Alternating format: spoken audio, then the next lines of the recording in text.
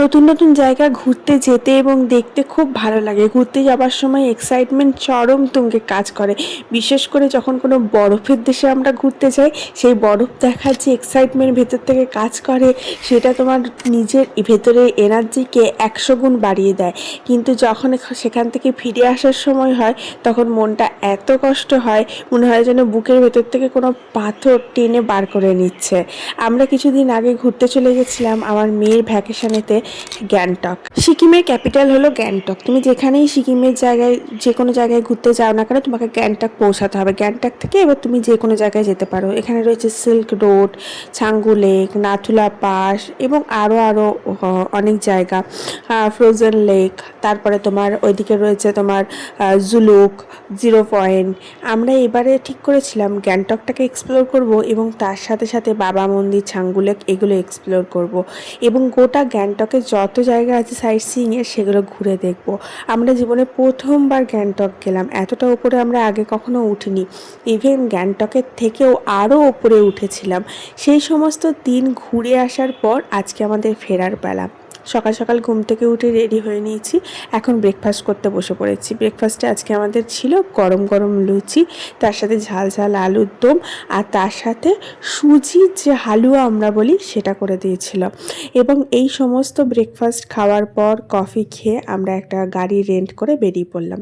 এই যে দেখতে পাচ্ছ ঝর্ণাগুলো, গ্যাংটক যদি তোমরা কখনো ঘুরতে যাও, দেখবে গ্যাংটকের রাস্তায় 2 মিনিট অন্তর অন্তর হাঁটবে, একটা করে ঝর্ণা দেখতে পাবে। অনেকে হয়তো ভাবতে পারে যে এগুলো ঝর্ণা নয়, ড্রেন, কিন্তু তা নয়, ঝর্ণা। তোমরা যদি কখনো গ্যাংটক ঘুরতে যাও দেখবে প্রচুর ঝর্ণা, ওই জন্য গ্যাংটকে কখনো জলের কষ্ট হয় না। কিন্তু অন্যদিকে যদি তুমি দার্জিলিং ঘুরতে যাও দেখবে সেখানে জলের প্রচুর কষ্ট। কালিম্পং ঘুরতে যাও দেখবে জলের প্রচুর কষ্ট, কারণ সেখানে ঝর্ণা খুব একটা নেই।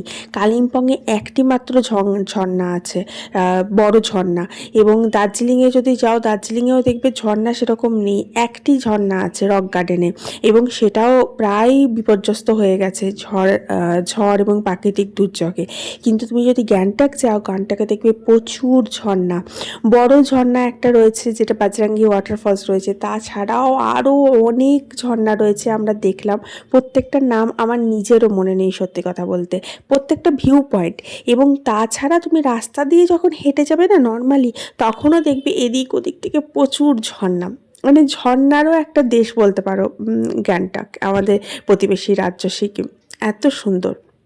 এবং তারপরে যখন তুমি ওপরের দিকে উঠবে, তখন তো তুমি তোমার একদম মানে জীবনের সবথেকে বড় পাওনা হয়ে দাঁড়াবে সেই সমস্ত প্রাকৃতিক দৃশ্যগুলো, যেগুলো তুমি দেখতে দেখতে আস্তে আস্তে এগিয়ে চলবে।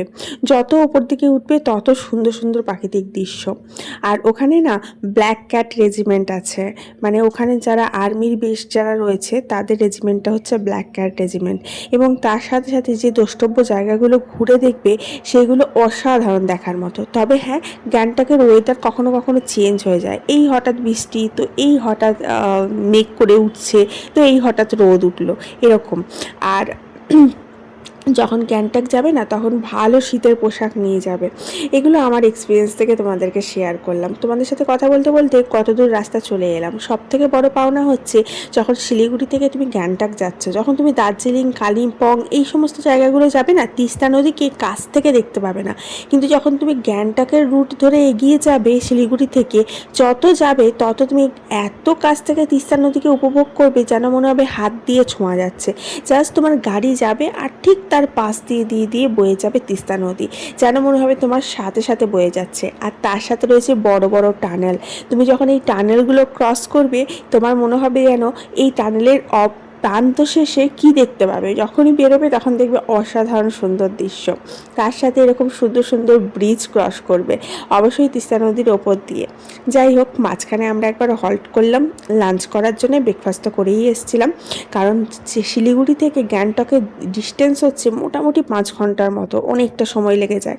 আমরা মাঝখানে অর্ডার করে নিয়েছিলাম একটা পিওর সিকিম থালি। এই থালিটা হচ্ছে পিওর সিকিম থালি। কতগুলো আইটেম দিয়েছে দেখেছো, আমি ভেবেই পাচ্ছিলাম না কোনখান থেকে শুরু করব খেতে আর কোনখানে শেষ করব। এত আইটেম, মানে প্রায় 9-10 রকমের আইটেম দিয়েছে, বিভিন্ন রকমের ভেজিস রয়েছে, রাজমা রয়েছে, কিন্তু এটা ভেজ থালি, কোনো নন ভেজ কিন্তু নেই, যত আছে সব ভেজ আইটেম। যদিও তুমি যখনই তোমার শহর থেকে বাইরে বেরোবে, আমরা বাঙালিরা তো পেঁয়াজ রসুনকে নন ভেজের মধ্যে ফেলি না, নন ভেজের মধ্যে ফেলি, ভেজের মধ্যে ফেলি না, কিন্তু তুমি যখনই বাইরে বেরোবে তখন দেখবে এটা কিন্তু ভেজের মধ্যে ওরা ফেলছে। যতই তুমি ভেজ রেস্টুরেন্টে যাও, পেঁয়াজ রসুন কিন্তু ওরা ভেজের মধ্যে ফেলবে, নন ভেজ বলে না, সব পেঁয়াজ রসুন দিয়ে রান্না হবে, অথচ ভেজ বলবে।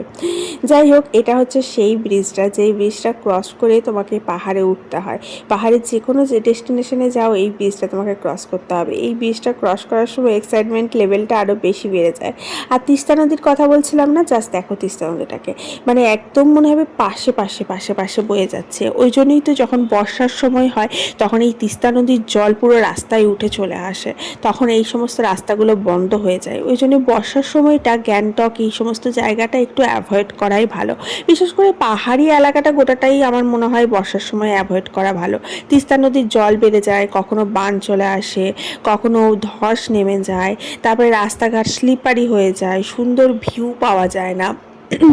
যদিও বৃষ্টি ভেজা পাহাড়ের দৃশ্য কিন্তু অন্যরকম, আবার রোদ ওঠা পাহাড়ের দৃশ্য অন্যরকম, মেঘ হয়ে যাওয়া পাহাড়ের দৃশ্য অন্যরকম, বিভিন্ন বিভিন্ন রকম ক্ষেত্রে বিভিন্ন বিভিন্ন রকম দেখা যায়।